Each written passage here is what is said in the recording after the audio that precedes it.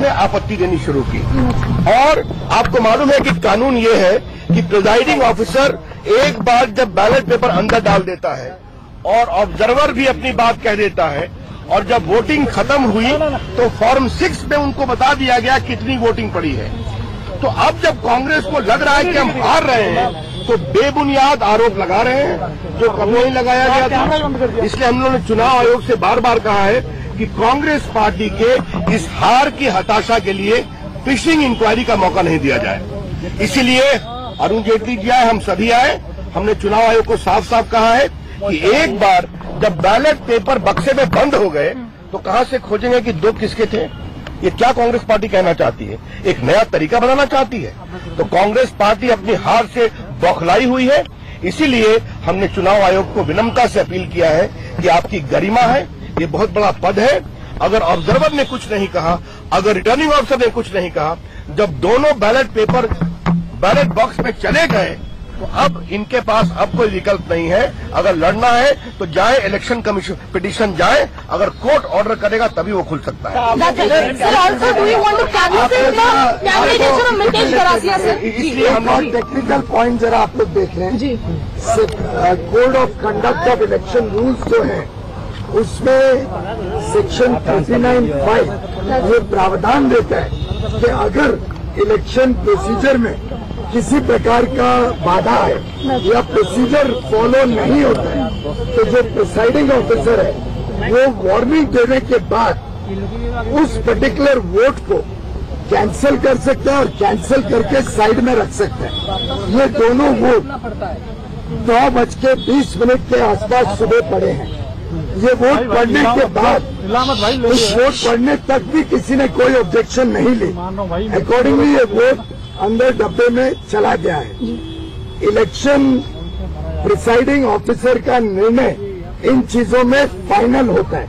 ऐसी कोई संभावना या प्रावधान कानून में नहीं है जिसके तहत एक बार प्रिसाइडिंग ऑफिसर ने तय कर लिया कि कोई बाधा नहीं हुई है, वोट डब्बे के अंदर पड़ गया।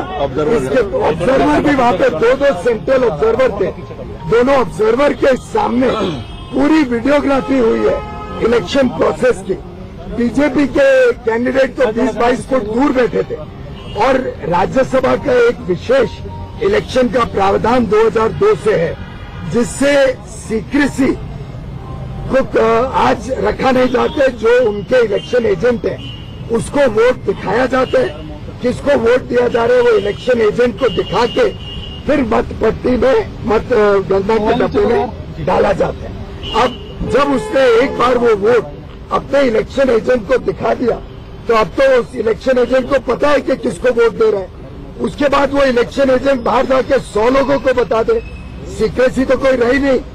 तो बाहर जाने के बाद और 3 बजे दोपहर को सुबह से 3 बजे तक कांग्रेस दावा कर रही थी कि हम जीत रहे हैं, 45 वोट 46 वोट। आप सब ने अपने अपने टीवी पे, रेडियो पे, पेपर में बताया कि जीत रहे हैं। 3 बजे के बाद तब उनको अगर ये ध्यान में आता है कि इलेक्शन एजेंट को तो पता ही था किसको किसने वोट दिया है, तो उसके बाद वो बोलना, ऑब्जेक्शन रेज करना और अब पूरी मतगणना के ऊपर प्रश्न चिन्ह उठाना, मैं समझता हूँ ये बौखलाई हुई कांग्रेस एक सम्मान नहीं करती है इलेक्शन प्रोसेस का।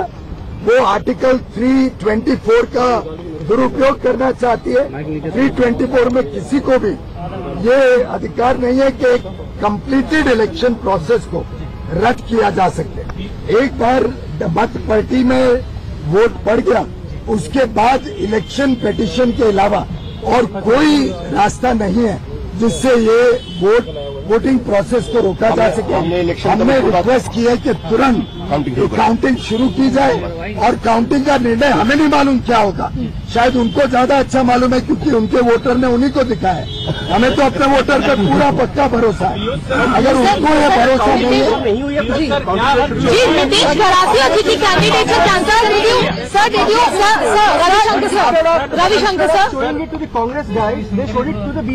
तो वो 9:20 पे उन्होंने अपने आदमी को दिखाया। अगर ऐसा होता तो 9:20 से सुबह से आपके टीवी पे हल्ला चल रहा होता आखिर 9:20 से 3 बजे तक ऐसा कोई कंप्लेन नहीं है। एक मिनट, अगर उन्होंने दिखाया तो उन्होंने ऑब्जेक्शन किया। जब मालूम हुआ कि हार रहे हैं तो 3 बजे के बाद शुरू किया। क्या रूल 39 में उन्होंने टेंडर किया? आप इसको अलग रखिए। उन्होंने क्या कहा?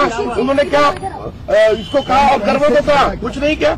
क्या आज जब सब कुछ कंप्लीट हो गया, जब उनको मालूम हुआ कि हार सकते हैं, तब ये शुरू किया गया है। इसीलिए हमने एक बात और भी है, एक बात और, इलेक्शन कमीशन ने फरवरी 2010 में एक सर्कुलर दिया है ऑब्जर्वर कैसे काम करेगा और ऑब्जर्वर के डूज एंड डोंट्स बताए। उसमें भी ऑब्जर्वर की रिपोर्ट ऐसा कुछ नहीं है। तो कांग्रेस पार्टी हार की हताशा में है। इसीलिए हम लोग को यहाँ आना पड़ा कि कांग्रेस पार्टी ने जानबूझकर एक स्पार्टे तथ्यों को रखा। Also sought the cancellation of vote for Nitesh Garasia. आपने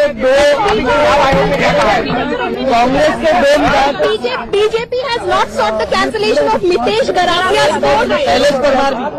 We have only said start the counting declare result. Sir, आप लोग कांग्रेस के 2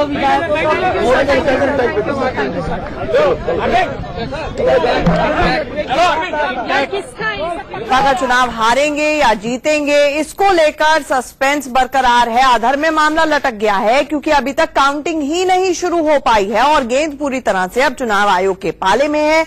इससे पहले कांग्रेस गई थी चुनाव आयोग और उन्होंने 2 कांग्रेसी एमएलए जिन्होंने क्रॉस वोटिंग की थी उनका मुद्दा उठाया और कहा कि उन्होंने बीजेपी के अमित शाह, स्मृति ईरानी और तमाम बीजेपी के लोगों को अपने वोट बैलेट पेपर दिखाए जो कि गैर कानूनी है, नहीं दिखाए जा सकते। अब बीजेपी चुनाव आयोग गई है और उनका कहना है कि ये आफ्टर थॉट है, कांग्रेस का हार की हताशा है। ऐसे में इसको नजरअंदाज किया जाए और सीधे सीधे जो काउंटिंग है उसका प्रोसेस शुरू किया जाए। हालांकि कांग्रेस ने इलेक्शन कमीशन को ही कटघरे में खड़े करते हुए सवाल उठाए हैं कि चुनाव आयोग दबाव में काम कर रहा है।